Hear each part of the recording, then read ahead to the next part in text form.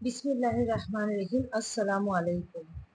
৩ জায়গায় কখনো থুতু ফেলা উচিত নয়। ৩ জায়গায় কখনো থুতু ফেলবেন না। তাহলে কখনো কঠিন বিপদে পড়তে পারেন।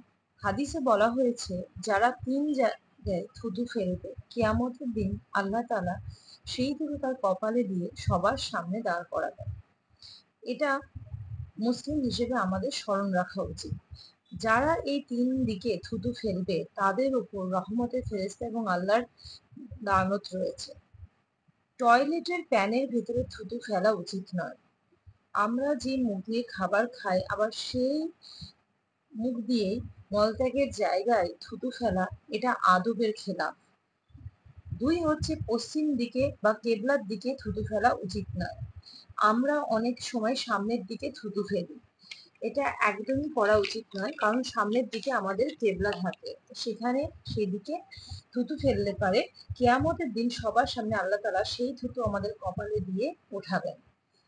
৩ হচ্ছে মসজিদে থুতু ফেলা উচিত নয়। মসজিদ একটি পবিত্র জায়গা। কেউ মনের ভুলেও সেখানে থুতু ফেলবেন